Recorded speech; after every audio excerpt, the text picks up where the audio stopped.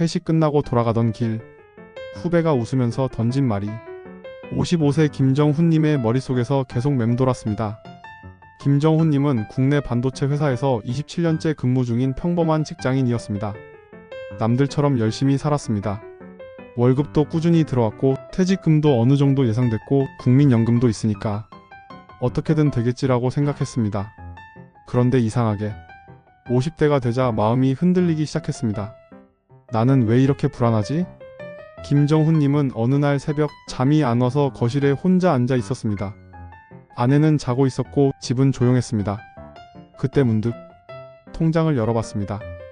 예금도 조금 있었고 주식도 조금 있었고 퇴직금 예상 금액도 있었습니다. 그런데 계산기를 두드릴수록 표정이 점점 굳어졌습니다. 잠깐만, 이 돈으로 앞으로 30년을 살아야 한다고? 그 순간 처음 현실이 느껴졌다고 합니다. 대부분의 월급쟁이들은 여기서 무너집니다. 많은 직장인들이 노후 준비를 돈 많이 모으는 것이라고 생각합니다. 하지만 실제로는 조금 다릅니다. 진짜 중요한 건 일을 멈춘 뒤에도 돈이 들어오는 구조입니다. 김정훈 님도 그걸 너무 늦게 깨달았습니다. 왜냐하면 월급은 늘 들어왔기 때문입니다. 월급날이 되면 카드값 빠져나가고 대출 빠져나가고 보험료 나가고 생활비 나가고 늘 이런 생각만 했습니다. 다음 달부터 노후 준비해야지. 그런데 현실은 잔인합니다. 다음 달에도 돈은 사라졌고 다다음 달에도 똑같았습니다. 그리고 시간이 지나버렸습니다. 월급쟁이들이 가장 늦게 깨닫는 진짜 비밀. 김정훈님은 어느 날 유튜브에서 이런 말을 들었습니다. 노후 준비는 남는 돈으로 하는 게 아닙니다. 그 말을 듣고 한참 멍했다고 합니다. 왜냐하면 자신은 평생 남는 돈이 생기면 연금 준비해야지 라고 생각했기 때문입니다. 그런데 실제로 노후 준비를 해놓은 사람들은 생각이 달랐습니다. 그 사람들은 남는 돈으로 준비한 게 아니라 월급이 들어오는 순간 미래의 나에게 먼저 돈을 보내고 있었습니다. 연금, 장기 자산, 노후 현금 흐름, 이걸 먼저 떼어놓고 남은 돈으로 생활하고 있었습니다. 김정훈님은 그날 처음 깨달았습니다. 아, 노후는 돈 많은 사람이 준비하는 게 아니라 순서를 먼저 바꾸는 사람들이 준비하는 거였구나. 친구 한 명이 모든 걸 흔들었습니다. 얼마 뒤 김정훈님은 오랜 친구를 만났습니다. 같은 회사, 비슷한 월급. 그런데 이상하게 친구는 여유 있어 보였습니다. 김정훈님이 물었습니다. 야, 넌 왜 안 불안하냐? 친구가 웃으면서 말했습니다. 난 월급 들어오면 내 미래 월급부터 먼저 만든다. 그 말이 이상하게 충격이었다고 합니다.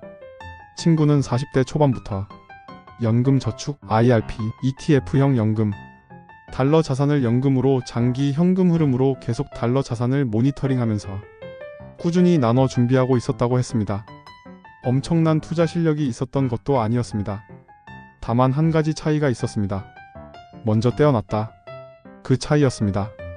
사람들은 왜 달러를 보기 시작할까? 김정훈님은 최근 들어 달러형 자산도 보기 시작했습니다. 처음엔 단순했습니다. 원화만으로 괜찮을까? 그 불안 때문이었습니다. 생각해보면 자신의 인생은 전부 원화였습니다. 월급도 원화, 예금도 원화, 퇴직금도 원화, 집도 원화. 그런데 은퇴가 가까워질수록 이 생각이 점점 커졌다고 합니다. 내 자산이 한 방향으로만 묶여 있는 건 아닐까? 그래서 최근에는 달러형 연금, 외화 자산, 글로벌 ETF, 미국 배당 자산 같은 걸 함께 보는 사람들이 늘고 있습니다. 중요한 건 달러가 무조건 답이라는 게 아닙니다. 핵심은 노후를 한 가지 방식으로만 준비하지 않는 것입니다. 김정훈님이 가장 충격받은 건 따로 있었습니다. 어느 날 김정훈님은 노후 예상 생활비 계산표를 봤습니다. 예상보다 훨씬 컸습니다. 그 순간 처음 이런 생각이 들었다고 합니다. 나는 지금까지 돈을 모으는 데만 집중했구나. 매달 들어올 돈의 구조는 생각해본 적이 없었네. 이게 정말 중요합니다. 많은 사람들이 얼마 벌었는지, 얼마 모았는지, 수익률이 몇 %인지만 봅니다. 하지만 은퇴 후 더 중요한 건 매달 얼마가 들어오는가일 수 있습니다. 국민연금만으로 괜찮을까요? 김정훈 님도 예전엔 이렇게 생각했습니다. 국민연금 나오니까 괜찮겠지.